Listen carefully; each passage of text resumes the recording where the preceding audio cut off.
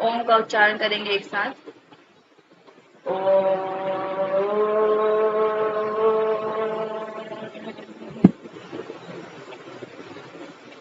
ओम भूर्भुवस्सुः तत्सवितुर्वरेण्यं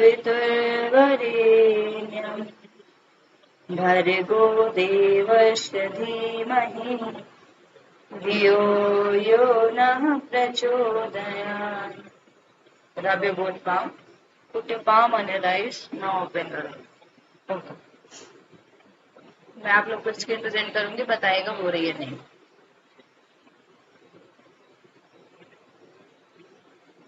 screen present हो रही है? हेलो, स्क्रीन प्रेजेंट हो रही है क्या? हो रही है। ठीक है। तो रिसर्च में हमारे बहुत कम टॉपिक्स रह गए थे जो हमें पढ़ने थे। ठीक है, जो मुश्किल से 15 से 20 मिनट का है, और मैं इतना करके आप लोगों को आज हमारी रिसर्च कंप्लीट हो जाएगी। मैंने आप लोगों को कैरेक्टरिस्टिक्स पढ़ा दी थी रिसर्च की क्या होती है, एप्लीकेशन आईसीटी टूल्स बता दिए थे कौन कौन से होते हैं रिसर्च के। ठीक है, अब हमें पढ़ना था, एक सेकंड, कि रिसर्च जब हम करते हैं तो हम कहाँ कहाँ भेजते हैं, कैसे रिसर्च पेपर लिखते हैं, ये सारी चीजें थोड़ी बहुत है आपके में। उसके पहले आपको थोड़ा सा चीज जानना है, विच आई विल टेल यू। हमारे टेस्ट सारे कंप्लीट हो गए थे, मैंने आप लोग को रिसर्च स्टेप्स पढ़ाए थे। रिसर्च स्टेप्स में हमने हाइपोथेसिस टेस्टिंग तक पढ़ लिया था। ठीक है, हाइपोथेसिस टेस्टिंग के बाद जो आपकी नेक्स्ट चीज आती है वो आता है कि आपने जो भी चीज, जो भी रिजल्ट आपका आया है, आप उसको जनरलाइज कैसे करते हो, इंटरप्रेट, मतलब कि जो भी आपका हाइपोथेसिस आया, जैसे मैंने बोला कपालभाति करने से ब्लड प्रेशर बढ़ा, तो मैंने जो भी चीज लिखा उसको मैं क्या करूंगी कि जो भी व्यक्ति कपालभाति करेगा उसका ब्लड प्रेशर बढ़ेगा। फिर कैसे कैसे बढ़ेगा तो मैं बताऊंगी कि मैंने अपने स्टडी में देखा कि इतने लोगों ने किया और ये चीजें आई। तो इस तरीके से हम क्या करते हैं, व्याख्या करते हैं, सामान्यीकरण, मतलब एक ही चीजों को सभी लोगों तक पहुंचाना सेम वे पे। यहाँ यह दोहराना आवश्यक है कि सामान्य व्यवहार में उपकल्पना का अर्थ किसी अस्थायी विचार से होता है जिसके गुणागुण अभी सुनिश्चित नहीं हो पाया। ये मेनली ये होता है कि अभी तक जो भी चीज हमने करी वो नहीं हो पाया था, फिर हमने कुछ मैथमेटिकल मॉडल लगाए। सबसे पहले तो मैंने हाइपोथेसिस बनाया। हाइपोथेसिस जब मैंने पहले बनाई थी वो कैसी थी मेरी, क्वालिटेटिव। ठीक है, फिर मैंने उनमें कुछ मैथमेटिकल मॉडल लगाए, उसको वेल एस्टैब्लिश किया। जब हमारी हाइपोथेसिस एस्टैब्लिश हो गई तब हमने उससे थ्योरी डेवलप किया, सिद्धांत डेवलप किया कि भाई जो भी व्यक्ति करेगा उसको ब्लड प्रेशर बढ़ेगा। ठीक है, तो हम इन प्रश्नों का उत्तर देते हैं, और फिर अगर हमें लगता है कि हमने कम लोगों पे काम किया है, कुछ और लोगों पे काम करना चाहिए, तो भविष्य में हम और भी समाधान के बारे में यहाँ पर लिखते हैं। तो यहाँ तक हमारा काम होता है। अब हम जो भी चीज करते हैं उसको एक रिटन फॉर्म में बनाते हैं, जिसको हम बोलते हैं राइटिंग अ रिसर्च रिपोर्ट। अभी तक मैंने जो भी चीज की उसको मैं लिखूंगी, तो उसके लिए एक फॉर्मेट होता है जिसको हम यूज करते हैं। ठीक है, तो रिसर्च रिपोर्ट अलग अलग प्रकार से बनाई जाती है। ये इसको अलग अलग एफिलेटेड विश्वविद्यालय द्वारा और विश्वविद्यालय द्वारा इसका आपको फॉर्मेट बताया गया है कि आपको कैसे बनाना है। वैसे तो हर कॉलेज में अलग अलग फॉर्मेट होता है, अब हर कॉलेज का अलग अलग फॉर्मेट है, लेकिन एक आइडियल फॉर्मेट है जिसको हमें फॉलो करना पड़ता है कि किसके बाद क्या होगा। तो अभी हम पढ़ने जा रहे हैं कि हमारी रिसर्च हम कैसे लिखेंगे, क्या क्या चीजें उसमें होंगी। तो सबसे पहले हम बात करते हैं प्रारंभिक सामग्री, मतलब स्टार्टिंग में हम क्या लिखते हैं। ठीक है, तो सबसे पहले आता है टाइटल ऑफ रिपोर्ट की इफेक्ट ऑफ कपालभाति और ब्लड प्रेशर। फिर टेबल ऑफ कंटेंट की मैं एक टेबल बनाऊंगी, उस टेबल में बताऊंगी कि मैं ये लिखने जा रही हूँ, ये लिखने जा रही हूँ, मतलब एक टेबल फॉर्म में सारी चीजें बताऊंगी कि नेक्स्ट चैप्टर क्या होगा। आप लोगों ने बुक देखी होगी, बुक में आगे के चैप्टर्स के बारे में इंडेक्स दिया होता है कि भाई क्या क्या उसके आगे, तो ये टेबल होती है। फिर हम लिखते हैं एक एब्स्ट्रैक्ट। एब्स्ट्रैक्ट या सारांश हमारी पूरी रिसर्च में क्या होने जा रहा है, या क्या क्या रिजल्ट आएगा उसका एक पेज का फॉर्मेट होता है जिसको हम एब्स्ट्रैक्ट बोलते हैं। ठीक है, अब हम स्टार्ट करते हैं सबसे पहले पार्ट 1 या चैप्टर 1 जिसको हम प्रधान भाग या इम्पॉर्टेंट पार्ट बोलते हैं। ठीक है, जैसे सबसे पहले होता है इंट्रोडक्शन। इंट्रोडक्शन के बाद हम लिटरेचर का रिव्यू करते हैं, फिर मेथोडोलॉजी लिखते हैं, फिर हमारे जो भी रिजल्ट मेथोडोलॉजी के अंदर ही हमारे वेरिएबल, हाइपोथेसिस टेस्टिंग, ये सारी चीजें आ जाती है। जब हमने ये सब कर लिया उसके बाद हम परिणाम पे आते हैं। अब हमने परिणाम देखे नंबर के फॉर्म में, इन नंबर को हमें क्या करना है, डिस्कस करना है, फिर उसका कंक्लूजन निकालना है और आगे फ्यूचर में क्या क्या होगा उसके लिए रिकमेंडेशन देना होता है। कुछ कुछ लोग देते हैं, कुछ कुछ नहीं भी देते हैं। तो ये आपका मोस्ट इम्पॉर्टेंट पार्ट होता है ये वाला। ठीक है, फिर इसके बाद जो आपका लास्ट पार्ट होता है जिसको हम पूरक सामग्री बोलते हैं, ये होता है आपके रेफरेंस बिब्लियोग्राफी की, आपने ये लाइन कहाँ से उठाई है, कहाँ कहाँ लिखी है, किस बुक से ली है, ये सारी चीजें।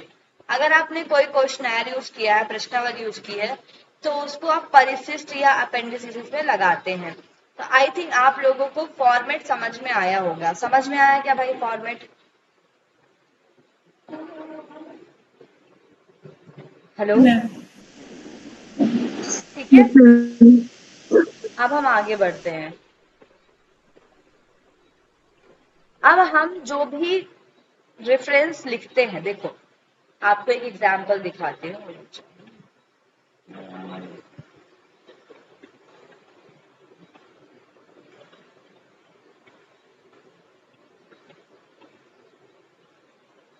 एग्जांपल दिखाऊंगी तो आपको समझ में आएगा थोड़ा बहुत।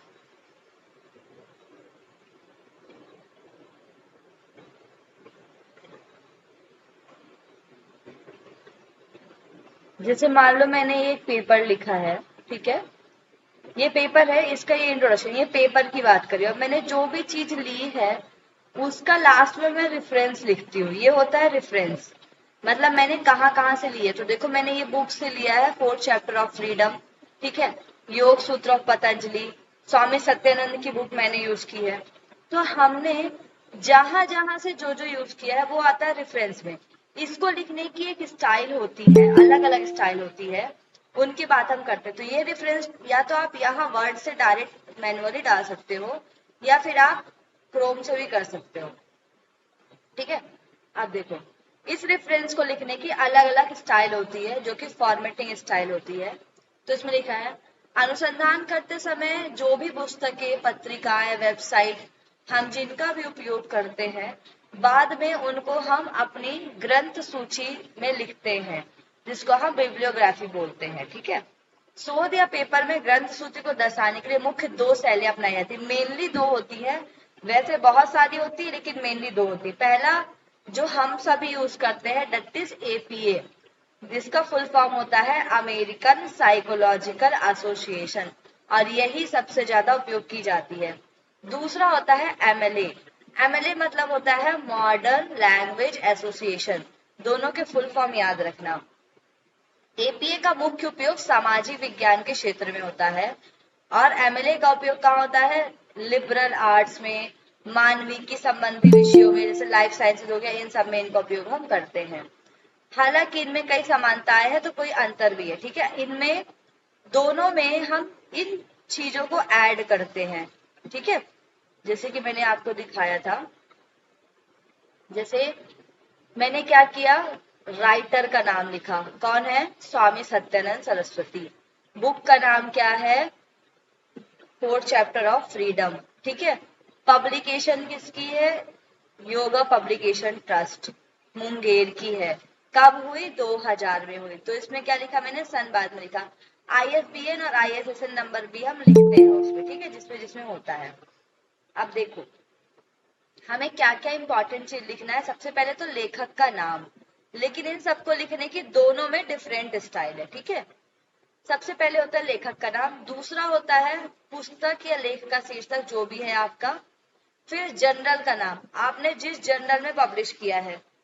जो बुक होती हैं वो किसी पब्लिकेशन में होती हैं, लेकिन जब हम पेपर्स पब्लिश करते हैं तो कोई ना कोई जर्नल में करते हैं। ठीक है, फिर उसको पब्लिश करने का ईयर कौन है, किसने पब्लिश किया है, उसका स्थान क्या है। जैसे मैंने आपको बताया था योगा पब्लिकेशन ट्रस्ट 2000 में हुआ, स्थान कौन सा है, मुंगेर है।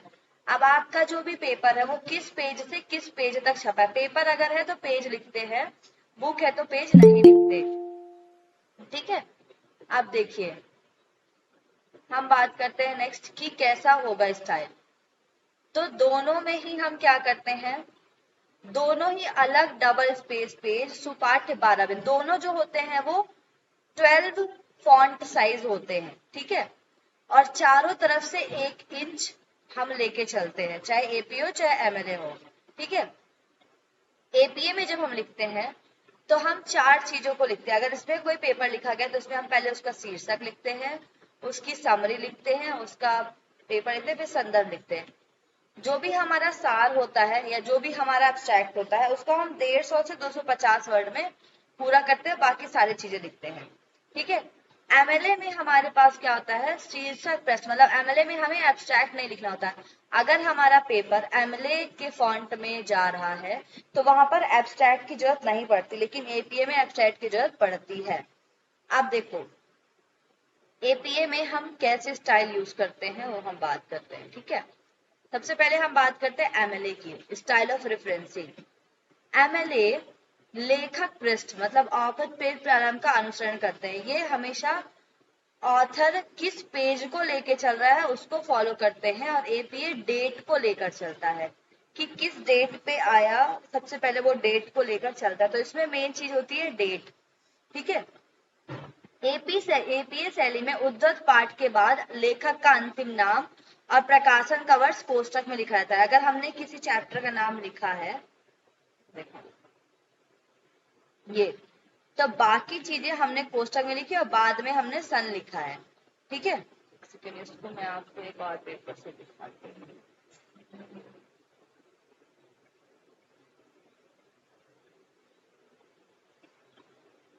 एक सेकेंड लिखिएगा।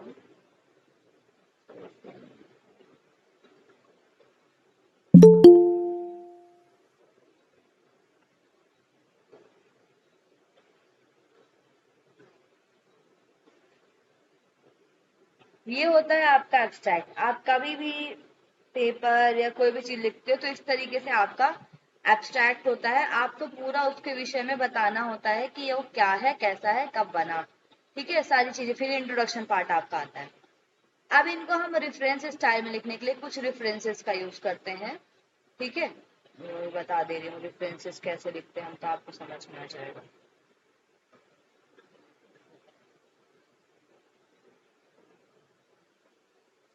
ये देखो, ये जो मैंने फॉलो किया है ये वाला, ये एपीए स्टाइल में है, ठीक है।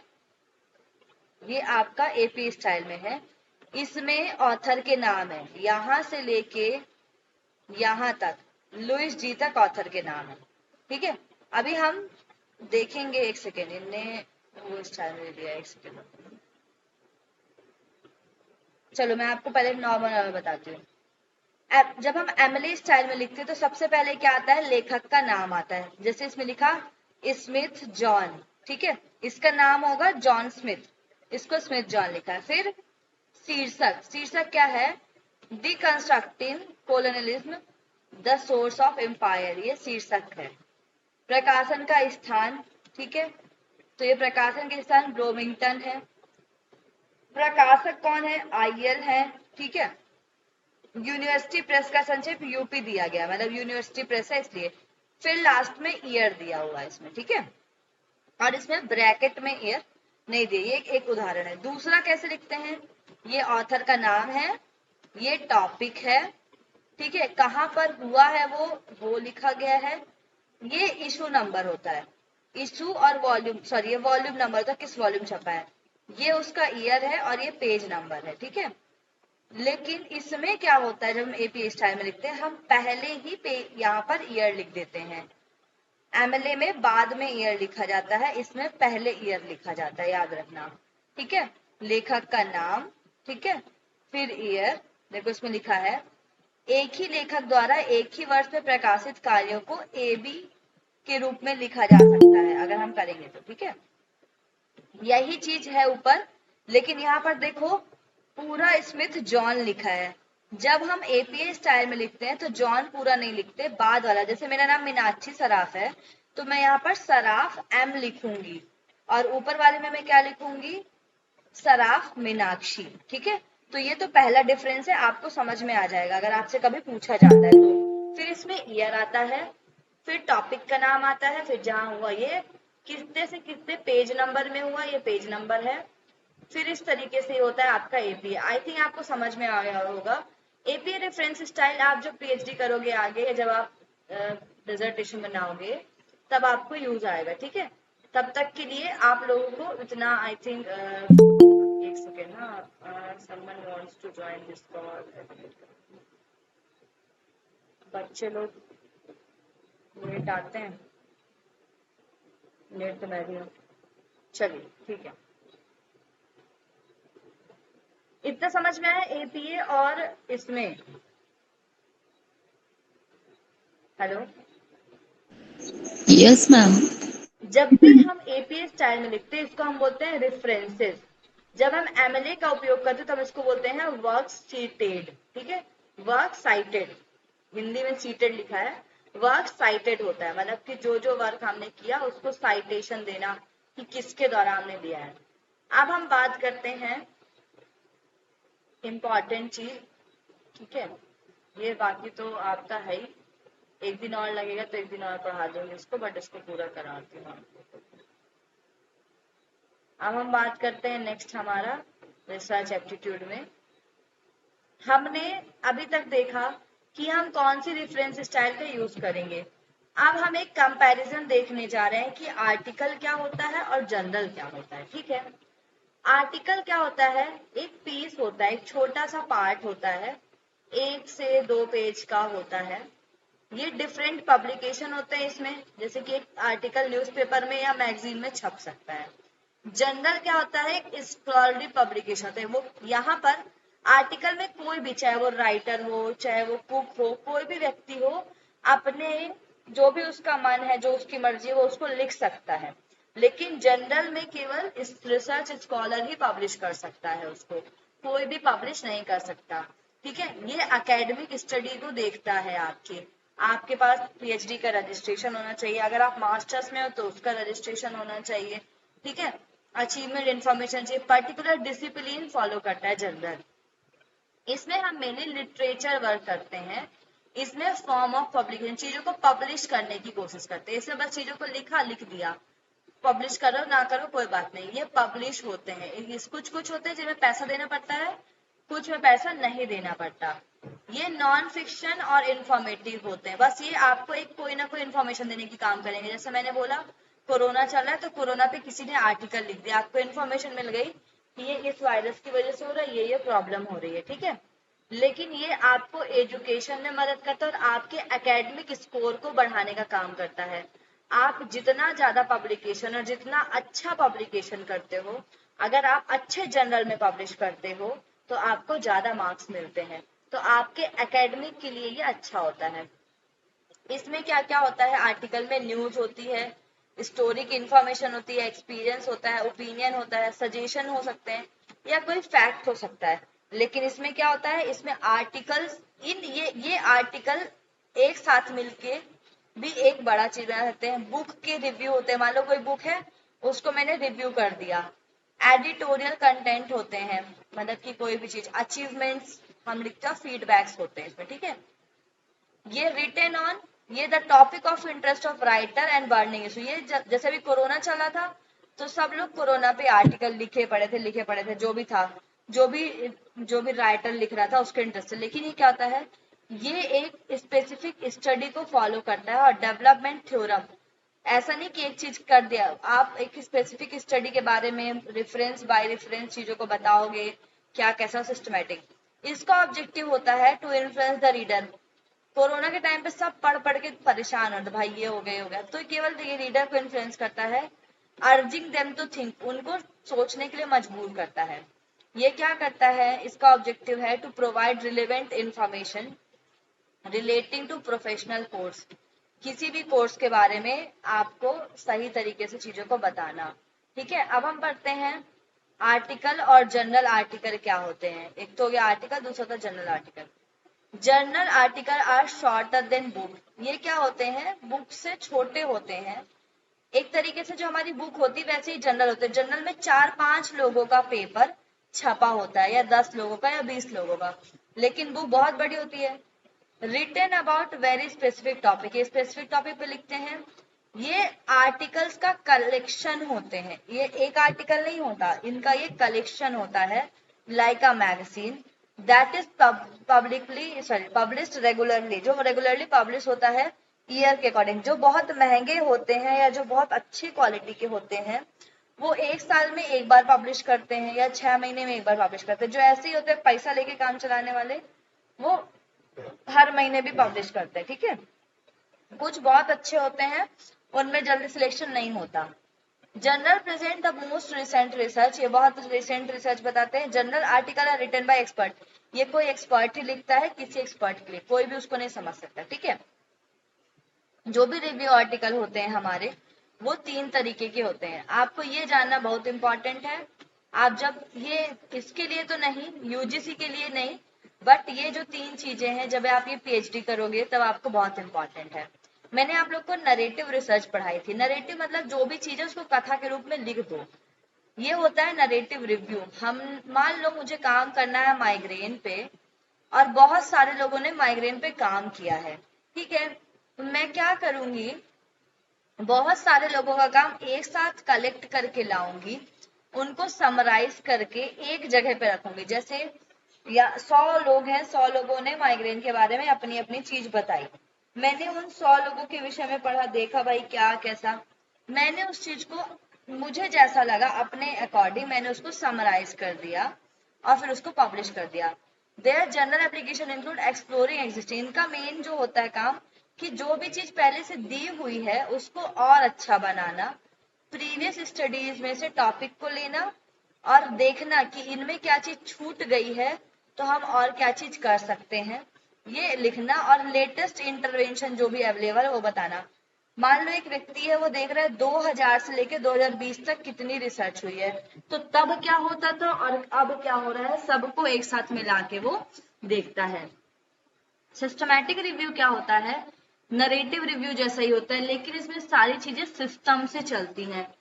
आप इसमें कुछ भी नहीं लिख सकते, इसमें एक रूल फॉलो होता है जिसको हम प्रिज्मा रूल बोलते हैं, अभी वो आप नहीं समझोगे। It searches the answer of particular question in existing scientific literature, ये चीजों को साइंटिफिकली एक एक चीजों को देखता है। इसी का ही हम मेथड मेटा एनालिसिस करते हैं। मेटा एनालिसिस में क्या होता है, इसी को ही हम जब मेथड लगा के यूज करते हैं, कोई मैथमेटिकल न्यूमेरिकल लगाते तब हम इसको मेटा एनालिसिस बोलते हैं। इतना समझ में आया आप लोगों को? हेलो,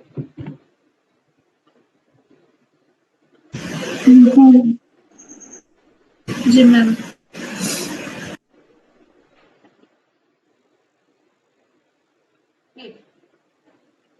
चलिए तो हम थोड़ा सा पढ़ेंगे 5 मिनट और, फिर आप लोगों का ये आज कंप्लीट हो जाएगा। ठीक है,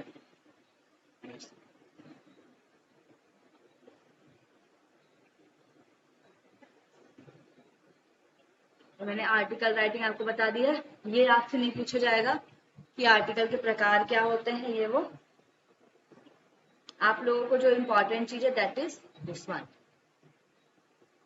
अब आपको रिसर्च में बहुत सारी चीजें जाननी जरूरी है कि रिसर्च जब भी आप करते हो या आप किसी वर्कशॉप में जाते हो या कोई भी चीज करते हो तो उसका एग्जैक्ट नाम है क्या, उसको बोलते क्या है। अभी लोग वर्कशॉप और कॉन्फ्रेंस में डिफरेंस नहीं जानते, वेबिनार और सेमिनार में डिफरेंस नहीं जानते। ठीक है, तो हम चीजों को जाने की होती क्या है और ये क्वेश्चन पूछे जा सकते हैं। ठीक है, तो सबसे पहले होती है संगोष्ठी, जिसको इंग्लिश में सिम्पोजियम बोला जाता है। ये एक फॉर्मल सभा या औपचारिक सभा होती है जिसमें आप ऐसे लोग होते हैं जो एक्सपर्ट होते हैं और किसी एक छोटे टॉपिक पे एक दूसरे से बात करने को आते हैं, उसके प्रश्न के उत्तर ढूंढते हैं।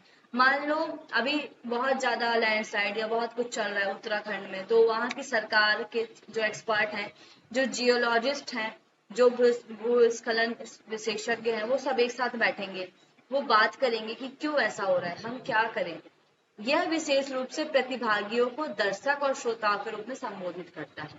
ठीक है, इसमें जो हमारे एक्सपर्ट होते हैं वो बोलते हैं, बातचीत करते हैं, बाकी लोग क्या करते हैं, वो केवल सुनते हैं उनकी बातों को। ठीक है, और प्रस्तुतियों को भी तैयार की जाती है। इसमें क्या होता है, सिंपोजियम में कभी कभी हर एक्सपर्ट अपने तरफ से एक प्रेजेंटेशन बना के आता है, इसको एक पत्रिका के रूप में लाता है और विशेष लेखन के रूप में भी परिभाषित किया गया है। ठीक है, समझ में आया कि इसमें कौन होता है, एक्सपर्ट्स होते हैं, छोटी छोटी चीज पे बात करते हैं। अब आता है कॉलिक्यूलम। ठीक है, कॉलिक्यूलम जिसको संवर्धन बोलते हैं, ये भी एक सेक्शन, ये मेनली एजुकेशन पे डिपेंड होती है, ये फॉर्मल है, इसमें ऐसे एक्सपर्ट लोग हैं, कोई भी लोग बातचीत नहीं करेंगे। ठीक है, योगा वाले नहीं बात कर सकते भूस्खलन के बारे में कि भाई लैंडस्लाइड क्यों हो रहा है, कितनी पृथ्वी का कितना आर्ट है, ऐसा नहीं। इसमें क्या है, एक शैक्षिक शब्द है जिसमें विशेषज्ञ संबंधित विषयों को संबोधित करते हैं और उन विषयों से संबंधित प्रश्नों का उत्तर देते हैं। मान लो इसमें एक व्यक्ति आएगा, एक एक्सपर्ट होगा, पूरी जनता सुनने वाली होगी। ठीक है, और उस जनता को भी इस बारे में पता होगा, जैसे कि योग का कुछ हो रहा है, योग के विषय में कुछ काम चल रहा है और मैं गई वहां पर उन्होंने बताया योग के बारे में नई नई चीज, और मुझे मौका है कि मैं क्वेश्चन पूछ सकती हूँ और मुझे वो उसका आंसर भी दे। इसका मेन काम ये नहीं होता कि एक दर्शक है वो केवल देखता रहे, ऊपर वाले में केवल जो रहता है व्यक्ति वो केवल सुनने का काम करता है, वो कुछ नहीं बोलता। लेकिन यहाँ पर जो लोग होते हैं वो प्रश्न भी पूछ सकते हैं किसी एक्सपर्ट से, जो भी एक्सपर्ट आया उससे हम बातचीत करके क्वेश्चन आंसर पूछ सकते हैं। फिर होती है कॉन्फ्रेंस या सम्मेलन। कॉन्फ्रेंस जनरली आप लोग गए भी होंगे, ये कई लोगों की एक सभा, इसमें बहुत सारे लोग आते हैं, 200-250 ऐसे ही लोग भी आते हैं, जिसमें लोग किसी विषय के बारे में विचार विमर्श करते हैं। मान लो एक कॉन्फ्रेंस है, उसका टॉपिक जैसे G20 समिट बना दी गई, एक कॉन्फ्रेंस है, उसमें लोग अपने बारे में बताएंगे, उसमें प्रेजेंटेशन भी देंगे दोनों लोग। ठीक है, इसमें सभी सहभागी अपनी अपनी प्रस्तुतियां भी देते हैं, पहले से रजिस्ट्रेशन होते हैं, जिसको जो टॉपिक पे काम करना वो उस पे काम करता है, फिर उसके विषय में बताता है। ये एक शैक्षिक सम्मेलन है, व्यवसायिक सम्मेलन, अभिभावक शिक्षण सम्मेलन या शांति सम्मेलन होता है। इसमें हमको नॉलेज भी मिलती है, अब चूंकि इसमें रजिस्ट्रेशन होते हैं तो पैसे भी देने पड़ते हैं, और इसमें नॉलेज भी मिलती है, शांतिपूर्वक लोग सुनते हैं, अपनी बातें बताते हैं, डिस्कशन होता है, ये सब होता है। अब होता है सेमिनार। किसी भी विश्वविद्यालय में किसी भी विशेषज्ञ की लघु कक्षा किसी लंबे समय तक चलती है, उसको हम सेमिनार बोलते हैं। जनरली हम बोलते हैं ना कि आज सेमिनार है मेरा, क्योंकि हमें ये हफ्ते में एक बार हो गया या मासिकली हो सकता है। ठीक है, किसी भी विषय में, जैसे मुझे अब थेरेपी पढ़ना है तो मैं किसी स्पेशल थेरेपिस्ट को बुलाऊंगी, वो मेरे बच्चों को बताएगा। ठीक है, इसमें लक्षित श्रोता भी विषय से संबंधित होते हैं, जो लक्षित श्रोता मतलब जो लोग सुन रहे हैं वो उसी विषय के होते हैं। जैसे अगर मैं योग थेरेपिस्ट को बुलाऊंगी तो बच्चे योग वाले ही होंगे। ठीक है, बच्चे मैथ वाले नहीं होंगे वहां पर, और वो भी इसमें सक्रिय प्रतिभागिता लेते हैं। ये सेमिनार या संवर्धन मुख्यतः एकेडमिक परिवेश में होते हैं, या हम ये एकेडमिक जगह पर होते हैं, कहीं पे भी नहीं हो सकते। इसी का ही जब हम ऑनलाइन रूप में उपयोग करते हैं, इसको हम वेबिनार या वेब कॉन्फ्रेंस बोलते हैं। जब सेमिनार या सम्मेलन इंटरनेट की सहायता से किए जाए, तो जब सेमिनार को इंटरनेट से करते हैं उसको वेबिनार बोलते हैं, जब कॉन्फ्रेंस को इंटरनेट से करते हैं तो उसको वेब कॉन्फ्रेंस कहते हैं। इसमें हम इंटरनेट के माध्यम से लाइव चालू कर देते हैं और सब एक दूसरे को देख सकते हैं, मिल सकते हैं। नेक्स्ट होती है वर्कशॉप। यह सेमिनार से छोटी और ज्यादा केंद्रित होती है। वर्कशॉप आपकी बहुत लंबे घंटों तक नहीं चलती, एक एक घंटे की होगी, लेकिन दिन ज्यादा हो सकते हैं और ये ज्यादा स्पेसिफाई होती है। इसमें बहुत अच्छे एक्सपर्ट आएंगे और उस वर्कशॉप से आपको बहुत लाभ मिलता है। इसमें जो भी वर्कशॉप होती है, जैसे अब योग वाले बच्चे हैं, उनके लिए हमने मर्म वाले को बुला लिया, मर्म के विशेषज्ञ को, तो वो वर्कशॉप लेते हैं और उनका मेन होता है कि बच्चों के अंदर स्किल डेवलप हो, तो वो सिखाने का काम करते हैं।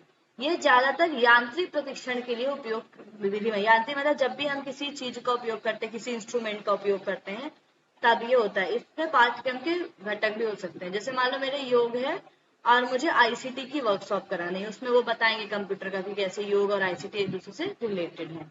इतना समझ में आया आप लोगों को? हेलो जी मैम। लास्ट आपका बचा है इम्पैक्ट फैक्टर, खत्म करेंगे आज, हमारा खत्म। इम्पैक्ट फैक्टर क्या होता है? आपने कोई भी रिसर्च लिख ली, ठीक है। अब वो रिसर्च या उस रिसर्च को कहाँ भेजोगे, जर्नल में भेजोगे।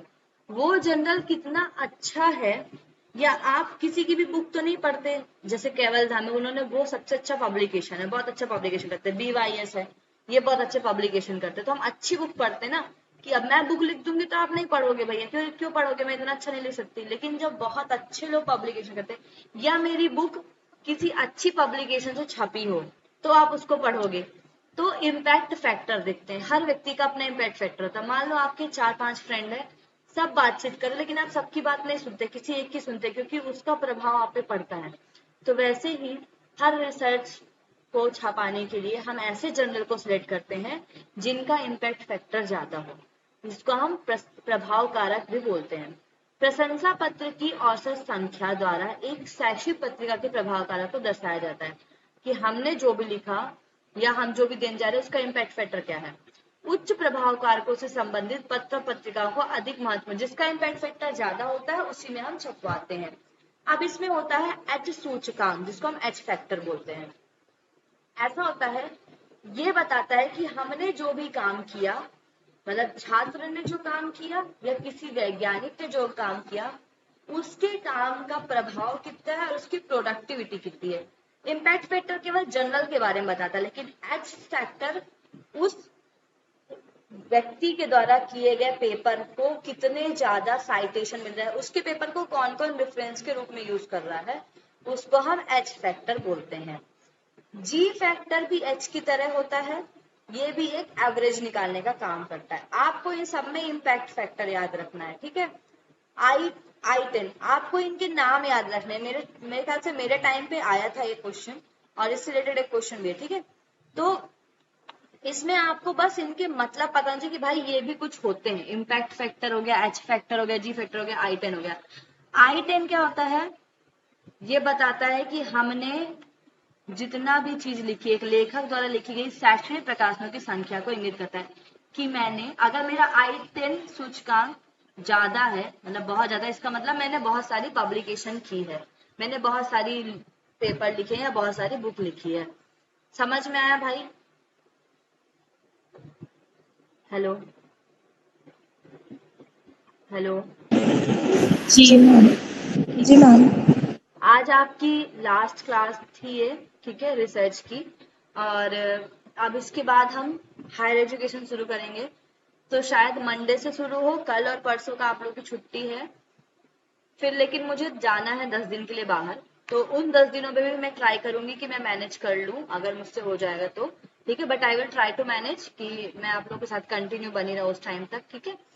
तो ये बीच में जो भी क्लास होंगी हमारा, परसों मतलब कि मंडे, सॉरी मंडे का भी 4 को है, ठीक है। 4 से लेके 10 तक हम जितना पढ़ पाएंगे उतना पढ़ेंगे, उसके बाद फिर मैं आप लोगों को उस 10 दिनों में बताऊंगी क्या क्या कैसे कैसे करना है, ठीक है। चलिए, इसके बाद आप लोग रिसर्च के बारे में अच्छे से पढ़िए। इस मंथ के एंडिंग तक, या सितंबर अक्टूबर के स्टार्टिंग में मेरे सारे टॉपिक हो जाएंगे फर्स्ट पेपर के, जो मेरा पोर्शन का है। तो मैं सबका कंबाइंड टेस्ट लूंगी, ठीक है। तो आप पढ़ना शुरू करिए, अभी मैं आपको इसका भेज दूंगी PDF, आप पढ़ना शुरू कर दीजिएगा, ठीक है। ठीक है, तीनों यूनिट, टीचिंग, रिसर्च और हायर एजुकेशन, तीनों का कंबाइंड टेस्ट होगा आपका, ठीक है भाई? हाँ तो बोल दो। जी मैम।